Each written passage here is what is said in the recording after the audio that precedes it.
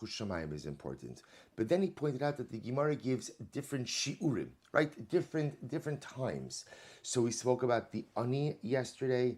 We spoke about we spoke about the kohanim and we spoke about the ani. So we're picking up with the chadman da'amar, the basa rov b'nei adam. So remember again. So the ani was our example of emuna pshuta. Right, the ani is simple. He goes in, he eats his bread, he eats his water. So they're representing the idea that for true devekos b'Hashem, for true kabbalas ol machushamayim, sometimes you just have to be a pashit yid. You just have to be a simple Jew. You have to cultivate a simple sense of emunah, a simple kabbalas ol machushamayim. Not everything has to be deep. Not everything has to be intellectual. Not everything has to be complicated, philosophical. But there's a beauty in the simplicity. So then he goes on, he says, V'chad man da'amar, this is, so again, still in the middle of Sif Zayin, Os Zayin. V'chad man da'amar, this is incredible, Debasa rov b'nei Adam. Others will say, again, now here he's just quoting the Gemaras. So the Gemara says that when is the Zman for Kriyat Shema? The time that rov b'nei Adam nichnasin lahasiv ba'achilas chulin, v'lo ba'achilas truma. So this is the Gemara. So when does the Zman for Kriyat Shema come? When the majority of people come in to go ahead and eat their dinner. Not Kohanim. Remember again, the first shir the Gemara gives is when Kohanim, who are ritually impure, could go ahead and begin to eat truma, and of course that's Tzeisa Kochavim, that's nightfall. Then the Gemara says, no, you can say Kriyat Shema at the time that the majority of people go ahead and come in to eat their dinner. Okay, so we'll say, so what does this mean? Now, interestingly enough, Bipashtos, this zman is in the middle. Right? So the time that regular people would eat their dinner on a regular night, on one hand, is later than the ani, because remember again, as we saw yesterday, remember from the Gemara, the ani eats his dinner earlier while there's still light outside. Why? Because often he's so poor that he doesn't have a candle. So he eats already even before sunset because he wants to be able to have some natural light for his dinner. The Gemara discusses the idea that part of the enjoyment of eating is seeing what you're eating. So the Gemara explains, for example, that a blind person is never fully sated. Never fully sated. Because we know this, part of the eating experience is, you see that food come out and you see the beautiful presentation, you see it looks delicious. That's part of the eating. So the ani wants to see his food, so he eats earlier. Kohanim have to wait until Tzeisa Kochavim, nightfall. This zman, when the majority of people go ahead and come in to eat, so apparently that's like a middle time.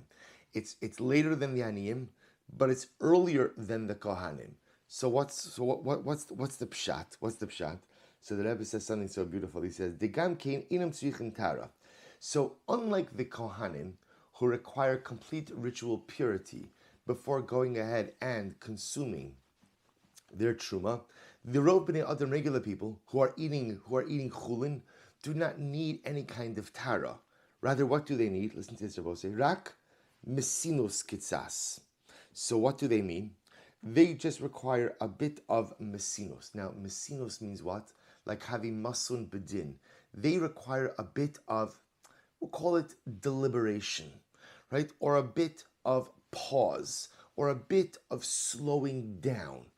What does this mean? So it happens to be, I got yesterday, I ordered online, they put out the new edition of the Tzidkas Hatzaddik. I'm going to begin to email out these pages to you next week from Oz V'Hadar.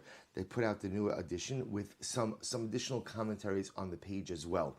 So he has a commentary in here called Be'uriah Chasidus. I want to read to you his explanation. Oh, Dr. Warshawski has it already. Good. So I'll begin to share this with you. I know I sent you out a bunch of pages when we started. I don't know when we started, this week, last week. I'll email this out to you more next week as well. So listen to the Perush. He writes as follows: V'shita zu romezes al adam sheyesh lo das, aval b'chol zos ein lo shlemos hadas kimo kohanim. So Rabbi say, remember what Reb Tzaddik is doing in this discussion regarding Zman Kriyat Shema. What Reb Tzaddik is really doing is showing us how different people interact with HaKadosh Baruch Hu in different ways. There are Kohanim. Kohanim represent the elite. Kohanim represent the spiritually accomplished. Kohanim represent those individuals where, again, they wait until Tzeitzak Kochavim. Again, we'll see the symbolism in that a bit more. They wait until Tzeitzak Kochavim and they enter into a full, beautiful relationship with Hashem. The Aniyim, remember, represent the simple Jews. The simple Jews. Simple Jews don't have that much preparation because there's not so much depth to their relationship. And it's okay. It's beautiful, it's simple, and it's complete. And then there's Rov B'nai Adam. The majority of people are not Aniyim, and they're not Kohanim. So therefore, again, they want the relationship with HaKadosh Baruch Hu. But listen to this. He says, Yesh lo das, so such a person has das. He's not the ani. He's not the ani who doesn't really have das, who doesn't have such deep conceptions. But he's not a Kohen. Ubnei Adam halalu lefi dargasam yecholim lahagia lekabalas olmachu shamayim haru'iyah lahem. So Rov B'nai Adam, regular people, so they have the ability to go ahead and be mekabel olmachu shamayim, establish a meaningful relationship with HaKadosh Baruch Hu, but it requires but one thing. Yesh lahem rak mesinos kitzas lehisyashev ba'ar haner hamarames eladas sheyesh lahem ad sheyiyeh ner Hashem nishmas adam meir enei sichlam. Rabbi said this is incredible. So what do Rov B'nai Adam just need? To slow down and think. Slow down and think. Rabbi say, is this not incredible? Is this not incredible? That sometimes the reason we have such difficulties in our relationship with HaKadosh Baruch Hu is because we don't take the time to think about what that relationship means. We'll say, think about this. This is true in every life relationship, every single life relationship, right? At the end of the day, if you never take the time to contemplate your relationships or to understand what they truly mean, they can't progress, right? A person never thinks about, what can I do to build my marriage? What can I do to build my relationship with my children? What can I do for my friends, for my parents, for my siblings? If I don't ask myself those questions, those relationships stagnate and flatline. If that's true with my human relationships, with people who I could see, people I can interact with, alachas kama v'kama, how much that's true with HaKadosh Baruch Hu. This is, of course, the Rebbe over here is highlighting the concept that we've seen many, many times. Truth is not just in Hatzaddik literature. We saw this in the Ramchal as well. The notion of hisbodedus, the notion ultimately of taking time to think, to slow down, to be alone with yourself, with your thoughts, with your God, and to try to figure out, what can I do to be better? So Tzaddik says that's the sheer of Rov B'nai Adam. The majority of people have the ability to establish a relationship with HaKadosh Baruch Hu, but unlike Kohanim, who are on the level to already actively engage, Rov B'nai Adam require taking a step back from life, a little bit of thought, figuring out, we'll say simple questions. What is my relationship with Hashem? What is it? Is it good? Is it not good? If it's good, how do I make it better? If it's not good, then again, how do I make it better? And if it's non-existent, how do I start it?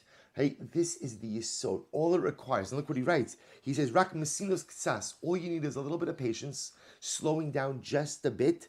And what happens then is just by the act of just stopping, taking a step back from active life and thinking, something amazing happens. Ad she ner Hashem nishmas adam meir enei sichlam. We'll say, once you go ahead and you hit the pause button on life and just begin to think about the Ribono Shel Olam and what life really means and the relationship really means, the soul is ignited on its own. See, Rov B'nai Adam have that incredible Kedusha already inside of them. They just have to give it a little bit of time to allow the flicker of a flame to be fanned. We'll say, you know what it's like? If you light the lantern, right? You light the candle, and you walk very fast with it. It might stay lit, but the flame is always going to flicker because you're not giving it any chance to really ignite. It's such a metaphor for life. We all have that flame that flickers inside of us. But if I'm always moving, always walking, always doing, and never stopping to think, the flame flickers, it remains lit, but at the end of the day, it never really has a chance to become something bigger, something brighter. All right, we'll have to stop over here, and Amir Hashem will finish off Sif Zayin on Monday. Shkach Rabosai.